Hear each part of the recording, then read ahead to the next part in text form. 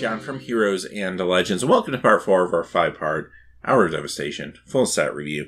Today we're going to look at all of the red cards in the set. We'll also touch on some of the artifacts, non-basic lands, and a few multicolor cards too. So because this is a small set, we'll get through this in 5 parts and respect your time, but hopefully still get you ready for that pre-release.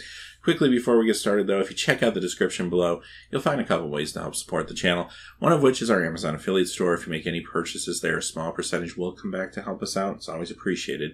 And also, we have our Patreon page down below too. So if you get a chance, check those out. But with that out of the way, let's get into the review. Now, if you've seen the other videos in the series, you kind of know what to expect here. We're going to look at each card first and foremost through the limited scope. We're going to be talking about its value in draft and sealed formats. But beyond that, if a card perhaps has potential for standard, modern, legacy, commander, whatever, we'll also make mention of that. So let's get into our first card. And it's a Braid. Alright, so I didn't like the blue one of these types of cards with the 2 different options. I didn't like the black one all that much. The red one, wait for it, I like it. I'm on board. Alright, so I think a lot of people will be happy to hear me say that because I think my thoughts on those other 2 cards may have been a little controversial. Ultimately, the bottom line was I felt like I was overpaying for either side of the cards, even though I understand I'm paying for the luxury of the diversity. I just didn't like the fact that I could just simply play something that was more consistent, cheaper. So this card, though, kind of scratches that itch. I mean, it's 2 casting cost, instant, and yes, deal 3 damage to target creature. Can't hit a player, like a lightning strike, for example, but I'm okay with that. Like, I'm losing a little bit of flexibility, but I still think that's worth 2 mana in this modern era of Magic, so I'm okay with it. And the other side's a Shatter. Again, I feel like that's comparable for 2 mana, plus I'm getting the luxury of choice, so sign me up. Here's one I like. I'm on board. It's a good card. I would first pick this, I think, in a lot of packs for draft. Definitely great and sealed. I think this can see standard play. This completely hoses Gearhulks and also a lot of other artifacts, but Gearhulk specifically I have in mind because it's just such a cheap way to get rid of them. Could cause people to start looking at other options for larger creatures in their deck. And there's some good options in this set, definitely. So, yeah, I think this card is going to actually have a pretty big impact. Blur of Blades. This is a kind of quaint -1/-1 matters card. I'm playing this in one of 2 reasons in the limited formats. One, I'm all in on the -1/-1 mechanic. Or secondly, I'm boarding this in because I know my opponents have a lot of good 1 toughness creatures. And there's actually some decent 1 toughness creatures in red that we'll be looking at today. So there's definitely a reason to board this in occasionally, I would say. But normally, I don't see myself starting with this. The 2 damage to the creature's controller just doesn't feel strong enough. There is another kind of sub-theme going on in red that's almost like a death by 1,000 cuts, where there's a lot of cards doing a little bit of damage, a little bit of damage, a little bit of damage. And you combine that with other colors that are doing a little bit of life gain, a little bit of life gain, a little bit of life gain. It could just start to tempo your opponent out of the game a little bit. So there is a strategy there, and you might even be able to draft it. So don't overlook that as I go through some of these cards. But on their own, like this one in a vacuum, doesn't feel super exciting. But it does work well with other things. So keep that in mind if you happen to get it in your sealed pool or you pick it up late in a draft. Burning Fist Minotaur. This is a perfect example of a 1 toughness card that's actually pretty decent. It's a 2-drop 2/1. Usually not excited about those stats, but this time you get a first striker that you can also pump up for a red and 1 and discard a card. You can pump the power up +2/+0. So the discard a card maybe is a drawback, but it doesn't always have to be, as we've seen, especially if you're playing maybe Rakdos colors or Izzet colors. There are a lot of cards that benefit from you discarding, so you could shift that into an advantage. Not to mention benefits from cards in your graveyard. Example, Aftermath cards, Eternalized cards, Embalm cards, deserts, having a desert in your graveyard, a lot of times that matters. So there's different things that you can do to mitigate that cost a little bit.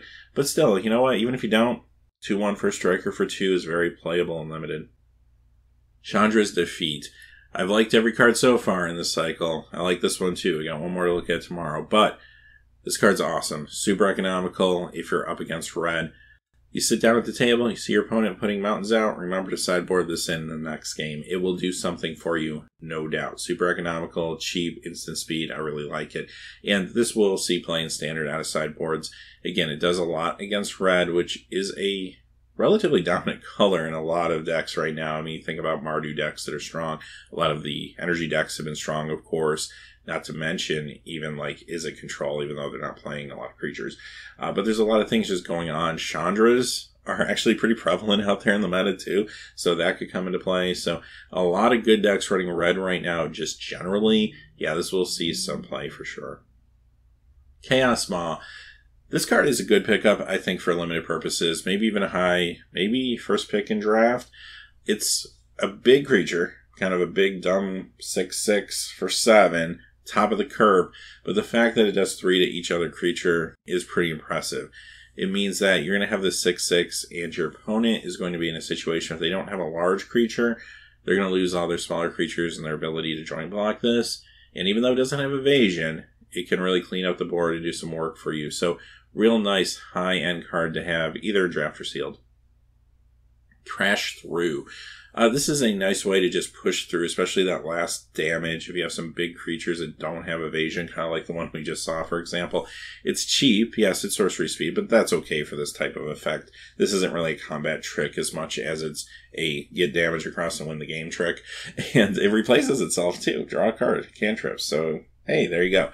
It's one of these cards that you can probably pick up like at the end of a pack, and you just run a one of in the right deck. But especially if you're like in red-green, or even sometimes red-black, if you have some big creatures on your side that are having trouble getting through, this could help you out, maybe even close out a game. Defiant Kenra. Not much to say about it. It's a 2/2 for 2. If I need a 2/2 for 2, I'll play it and I'll be happy with it. I mean, sometimes you'll have better 2-drops, but you do have to remember, especially in the world of limited, 2-drops are kind of the bulk of your deck a lot of times. You don't want to do nothing on turn 2. You want to have a real substantial part of your curve be filled out at that 2 spot. So 2, especially the 3 spots, those are the meat and potatoes of your deck. So you're going to run some of these vanilla 2/2s sometimes and be just happy with them. Earthshaker Kenra. Now this card's a little more exciting. Again, another 1 toughness card, but this one at least has Eternalize. And it has haste, so you drop it on turn 2, but you can attack right in with it. And I like the ability, too. When this enters the battlefield, target creature of power less than or equal to it can't block this turn. So you're able to maybe get some early damage across with this card, especially the turn you put into play. But then later on, Eternalize for 6, you get a 4/4 version of this card in the turn it enters the battlefield. Something 4 or less can't block that turn. That could really mess up the combat math for your opponent, and this is a good card. I think it's good enough to see some standard play, even maybe in an aggressive build. And I would think about first picking this for sure in a draft. I could see it being a first pick in a lot of packs, actually.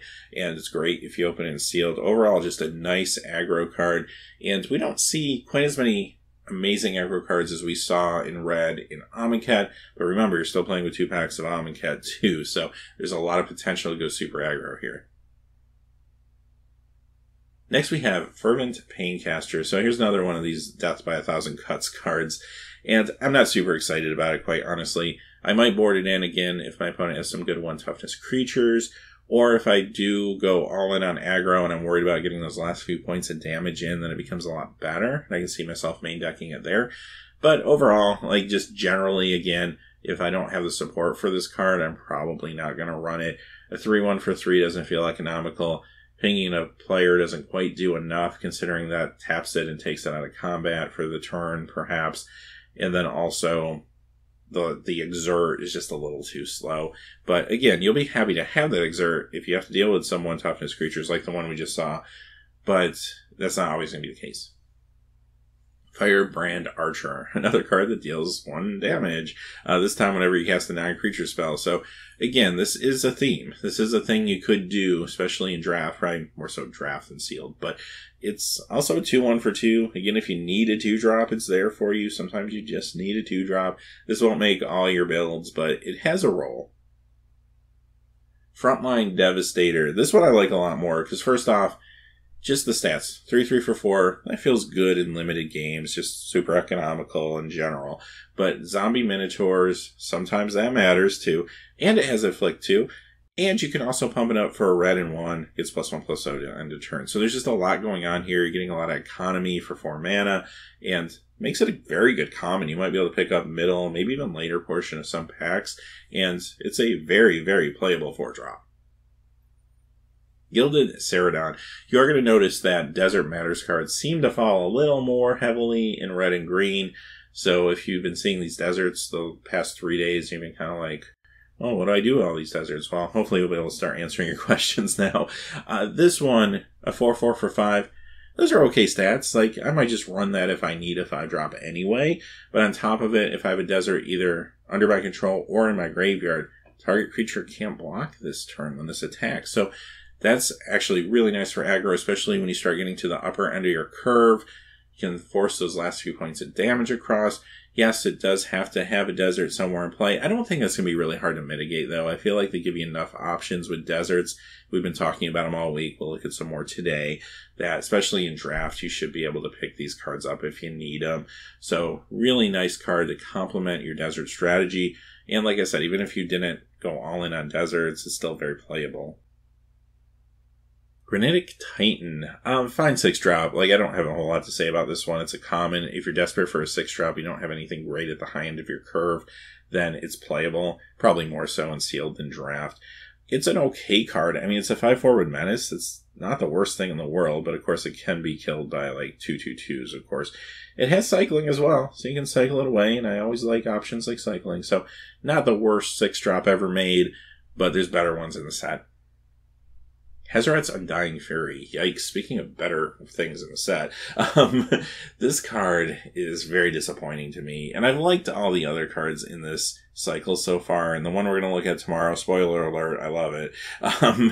This one, just super disappointing. It feels like they were really careful not to make this card too pushed. And they cut it off like at every single pass. And it just became a bad card. And I usually don't say that. I mean, typically I find like the good in a card. But this one is really hard for me to find the good in, quite honestly. Here's the problem with it. First off, lands don't untap during your next untap step.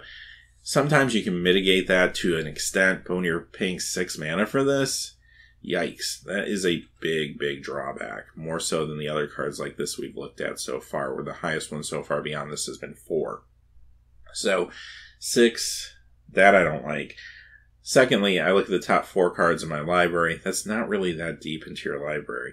Then, okay, non-land cards that convert a mana cost 5 or less, I get to play them for free, basically, without paying their mana cost.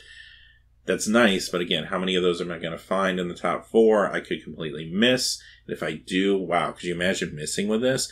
And you can't even set up your deck because they make us shuffle your library before you do anything else.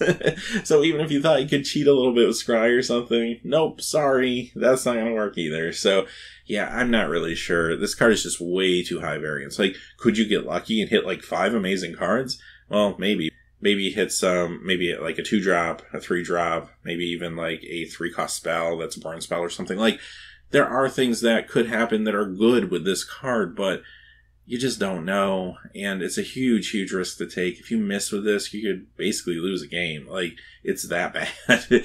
So, where do you play this? Well, honestly, I don't think I would touch it. The gambler in me, I'll be honest, maybe in sealed or something, like the gambler in me kind of wants to play it, but I think the adult thing to do is not to play it. Just play a better, like 5 or 6 drop. Something better that's more consistent at the top of your curve. It's way too inconsistent for competitive formats. I mean, I don't know, Commander maybe would be kind of fun. You could have a chance at hitting some crazy things. You're not punished as badly if you missed. But again, how crazy are things that cost 5 or less, right? Like, especially in Commander, like at that point, you want to cast big, crazy things and not like a 5-drop, a 2-drop, and a 1-drop, right? Like, I don't know. So it is what it is. And like I said, it is all spells, so it could maybe hit some cool, like instants or sorceries or enchantments. It could hit even Planeswalkers. That could be interesting. But you just don't know. It's just too high variance. Alright, let's move on to a happier card, Hour of Devastation. Well, that doesn't sound happy, does it? But happy in the means that this is actually a good card. I want to play it. And it has to be good. It's named after the set, right? Hour of Devastation can't be a bad card. That would be bad PR. So anyway, this one's good. I mean, 5 mana, 2 red and 3 sorcery, and it deals with a lot of problems. Gets rid of indestructibles, so it deals with gods relatively effectively. I mean, the new gods still could come back from the graveyard to the player's hand. That's a little annoying. But old gods it deals with effectively. Deals with most of the creatures you deal with, doing 5 damage to everything. And it's going to deal with most Planeswalker threats out there. Or at least diminish them to the point where they're low loyalty. Other than Bolas, of course. So the art's amazing, the effect's amazing. I don't know what else to say about the card. First pickable, obviously, great in your limited games. This will see standard play. I think it's good enough. It deals with enough problems at 5 mana that it's efficient. And this can be played in different decks. Like, just generally, having cards like this are nice because if you're ahead, you don't need to play them. But if you're behind, they're a great panic button. They could help you stabilize. Or you just think about things like maybe like big red decks where they hurt your opponent more than they hurt you. Or, again, aggro decks, even though they might be wiping out some of your small creatures too. A lot of times the problem aggro decks have is early on in the game, you get a lot of damage across to your small creatures, your haste, your burn spells and stuff. But then if you don't run into your burn spells in the mid to late game to finish off your opponent, they could stabilize and start cracking back, and you just lose momentum and lose the game. Well, if that starts to happen, you play this, yes, you lose maybe some of your assets, but hopefully then you have another chance to draw into your burn, or you can start playing some of the small creatures you were holding on to that have haste and kind of reset the clock a little bit, try to get those last few points of damage across. So yeah, this card's phenomenal. It's exactly what red is looking for, I think. Imminent Doom. Wow, I feel like we're kind of like on a teeter-totter here. And we go from bad card to great card to bad card. Well, we're back on bad card. This one, okay, I'll say this.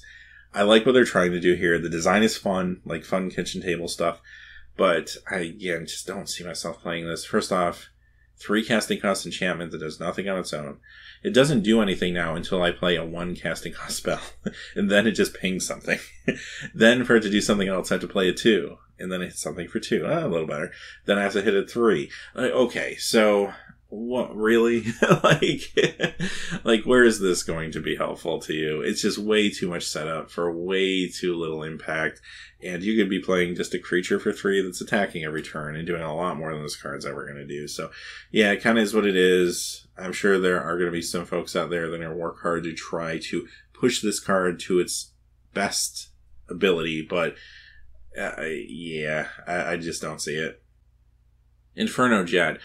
Great card for limited purposes in certain builds. It probably won't always make your build, but it's good in some of those aggro decks, again, to hopefully finish off an opponent. Could be good maybe too in like that Death by 1,000 Cuts strategy if you're just trying to finish someone off. It doesn't have the flexibility of hitting a creature, but it does have cycling, so that could be important at times too if you're falling behind. So it's decent. It's definitely runnable. Again, it's not for every deck, but it's going to be okay sometimes. Kenra Scrapper. This is a great creature to pick up. Another good common you can pick up, maybe later in a pack. It's a 2/3 for 3, economical. That's good enough for limited purposes. And it also has menace. There you go. And you can exert it to make it a 4/3 when it attacks in. So there's a lot going on. It's also important to mention, too, when you're looking at the Boros colors, there are some Exert Matters cards. We looked at one the other day in white. We're going to look at another one here in a few moments. And if you happen to draft like that deck, that could be pretty good. And I am kind of curious if maybe that could be a thing in Standard, although I do think it would probably be a little too slow. And I'll expound on that a little bit when we get to the card. Kindled Fury. This one's actually a reprint. Fine combat trick. I've played with this before and it's good. I mean, sometimes it doesn't always make your cut of playables in limited because you just have other stuff, maybe just better things like strong removal. But if you don't have other stuff to put in your deck that is like super exciting, then this is very good and you won't be disappointed. This card a lot of times overperforms. It only costs 1. Of course, it's an instant speed combat trick. It can really disrupt combat. I'm a fan of it. Definitely something I'm not looking to pick up early, but you'll be able to find later in a pack. Magmaroth. This is similar to the card we saw in black yesterday, where they're looking at giving you an economically costed creature with a drawback where it gets smaller. So I still think this is good, though. Like, I pay 4 for a 5/5. On my upkeep, it gets the -1/-1 counter, but theoretically, on turn 5, I could still be attacking in with a 4/4, which actually feels pretty decent to me. And sometimes -1/-1 cards do matter, so that's important to note, too. And on top of that, if I cast a non-creature spell, I get to remove one of the counters. So, if I'm playing, especially if I'm in blue and red, then I'm thinking about like some of these card draw spells that are cheap, or like these scry spells that are cheap, or even like on summon, like that could be a beating. Like you play this on turn 4, then on turn 5 you unsummon your opponent's best blocker, attack with a 5/5. Like, yeah, sign me up. That feels good. Sure, that requires a little setup and a little bit of luck. But at the same time, I feel like generally there's enough good stuff you can do with this card that your opponent's going to at least have to weather the storm. Manticore Eternal. Just kind of a big dumb beater. I mean, it's a 5/4 for 5 with a flick 3. It's also a zombie too, so take note of that. It does have to attack every turn, so it's not really good on the defensive, obviously. So if you're losing, this card might not be the best top deck. But there are times where this thing is just going to get in and fight, and especially if you can buff it with like a combat trick periodically or something, this card could feel really good for you. Even if your opponent thinks you're going to chump block it, the Afflict 3 is still going to do damage. So, yeah, I'm on board. Like, I could see myself playing this for 5. This feels very reasonable for 5, actually, with the Afflict attached to it, for sure. I actually kind of wonder, too, how big of an impact Afflict could have on Standard. And even though some of these cards don't feel super economically costed, the fact that maybe you sprinkle some Afflict in with a aggro burn strategy could help you get some last few points of damage across just simply by attacking your opponent gets into this no-win situation. I feel like there could be a deck there. Now, Heb the Eternal, another really good 5-drop. 4/6 body on a 5-drop. That alone is pretty good. Throwing a Flick 3 on it. I'm already first picking this thing. It is a mythic card, so keep that in mind. It's also a zombie minotaur, too.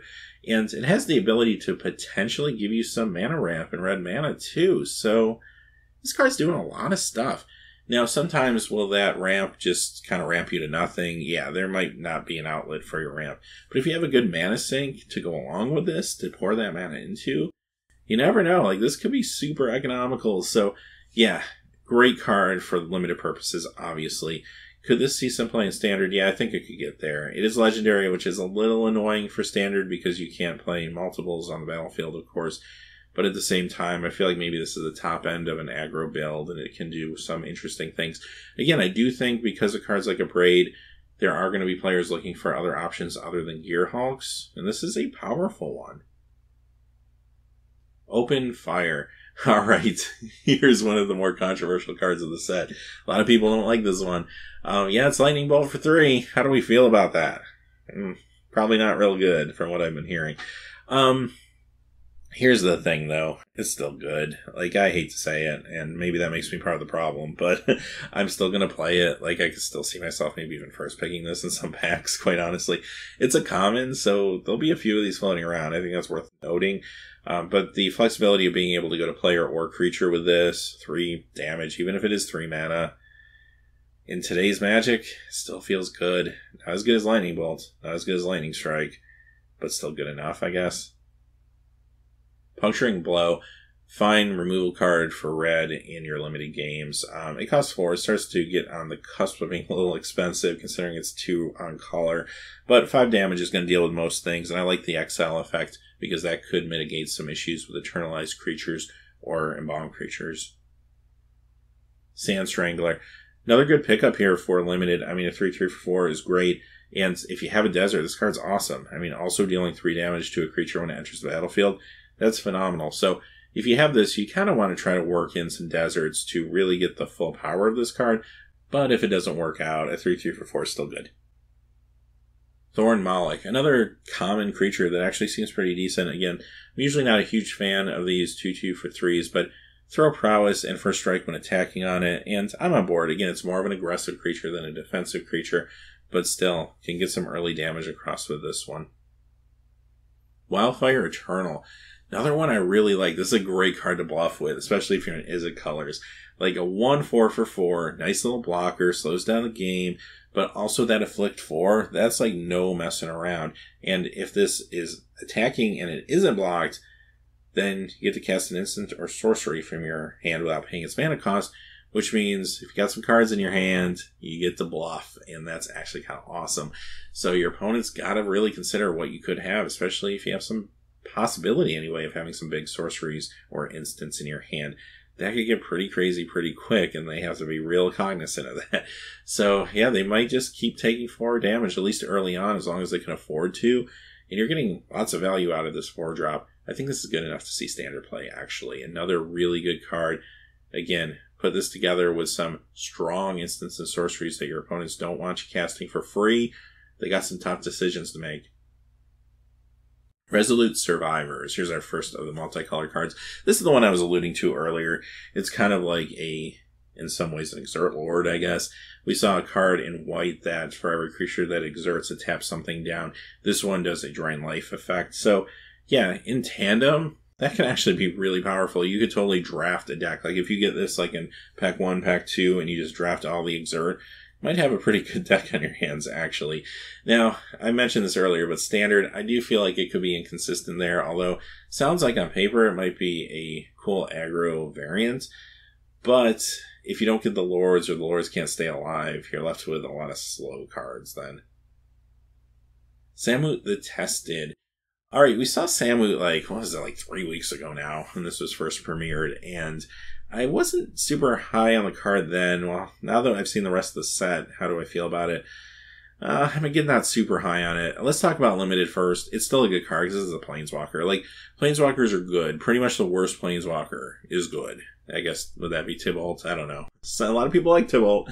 I don't want to upset anyone out there. I like Tybalt, but on paper anyway. We'll say Tybalt's the worst Planeswalker. Probably still really good in Limited, right? I mean, I feel the same way here. You're putting down something for 4 with 4 loyalty that you can easily put up to 5 loyalty.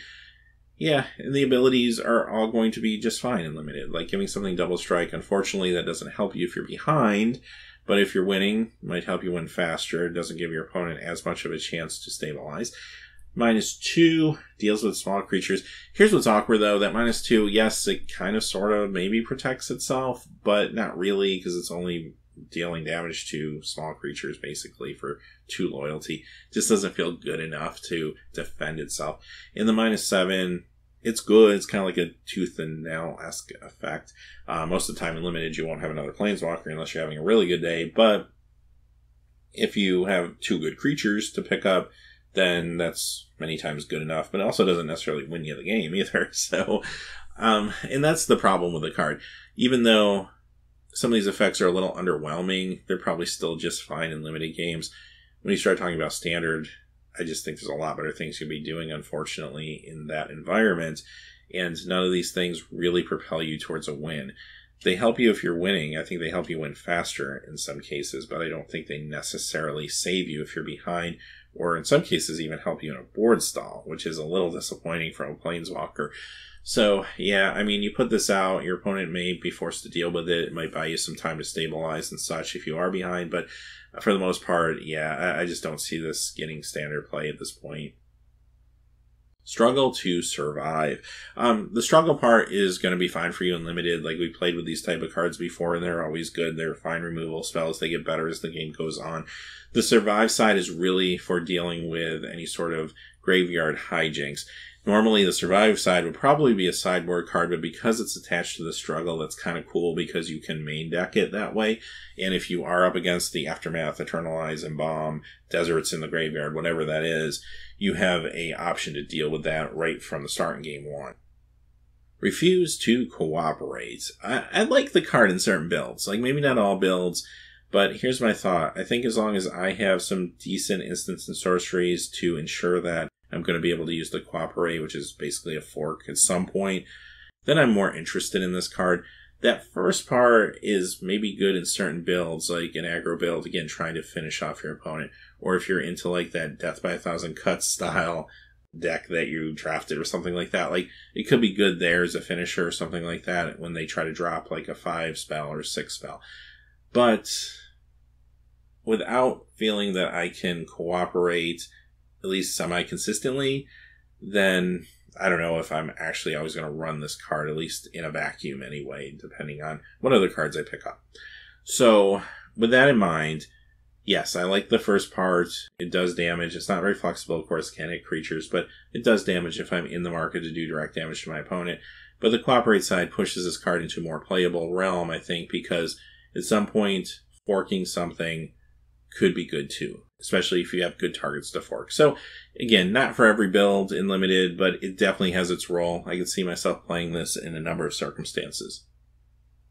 Mirage Mirror. Here's our first artifact of the day, and I really like this card, actually. It feels super versatile. It's not super expensive. It costs 3, which, granted, 3 mana and then 2 to activate, so you might be playing this and not doing a whole lot with it right away. It's a tad slow in that regard, but once it's on the battlefield, yes, it's a little bit of mana consumption, but turning this into the best artifact, creature, enchantment, or land on the board at that time is pretty cool.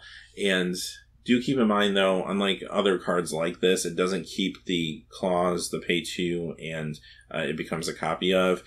So once you turn it into something, at least until end of turn, you can't change your mind, turn it into something else. So worth noting. But at the same time, like, just copying a good creature, copying a desert for my opponent. If I have a card that wants to have a desert and I don't have one in play yet, like a good artifact, and there's a few decent ones out there for sure, and even enchantments. So there's just a lot of versatility here, a lot of different things you can do.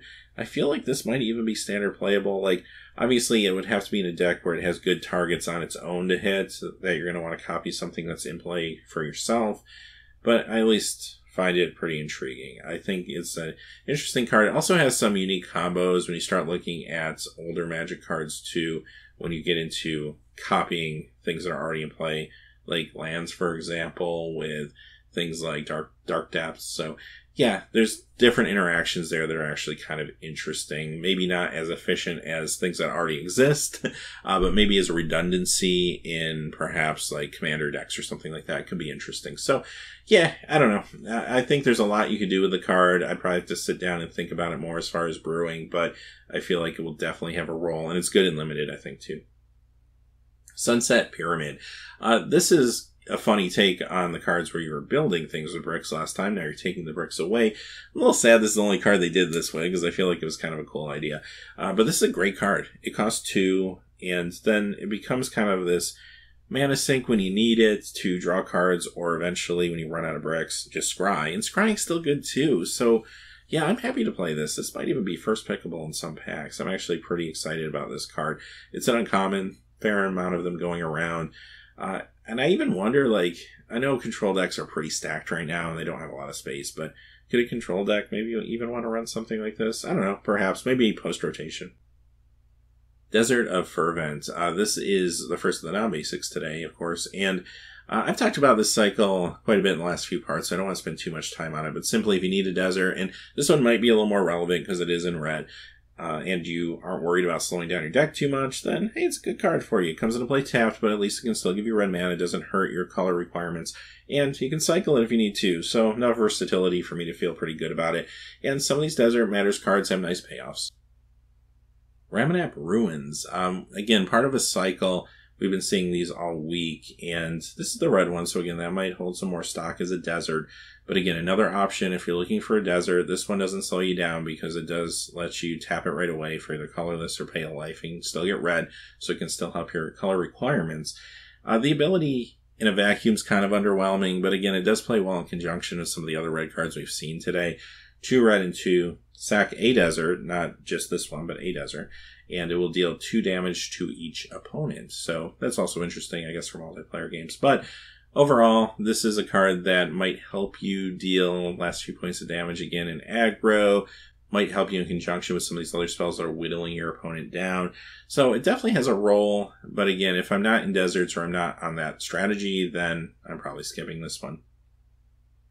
Scavenger Grounds. This one's interesting. It's another desert. Obviously, in Limited, you'll play this if you need deserts. You could main deck it in that case. But even if you're not on the desert plan, it's a good sideboard card if your opponent's on some graveyard shenanigans, right?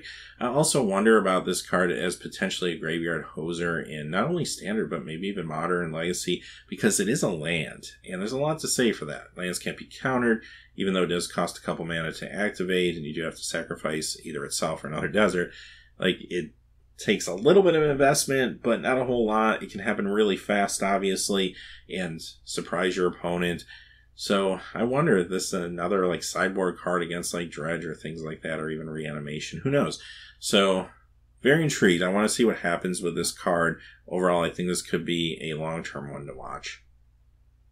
All right, having said that, those are all the red cards. So we got one more part to go. We're going to be back tomorrow, and we're going to talk about all of the green cards. Now, we also have some other stuff coming up this week. We have a pre-release primer later in the week. We have a couple market videos coming up. We're going to do our July picks of the month, as well as our kind of pre-Hour Devastation, pre-release video where we talk about some of the values of cards going into the pre-release, so you know what you're opening on Friday night or Saturday or Sunday. And then on Saturday we'll also do our regular market watch. So a lot of stuff coming up. Until next time, hey, thanks for watching. Please remember to like and subscribe, and have a great day. Hey, thanks for watching. This video is made possible by the generous support of viewers like you on Patreon. Check out the description below for links to our Patreon page as well as our Amazon affiliate store, where a small percentage of all sales will also help support the channel. Finally, if you haven't had a chance yet to subscribe, hit that subscribe button so you don't miss any new videos on Heroes and Legends. Talk to you again soon, and have a great day.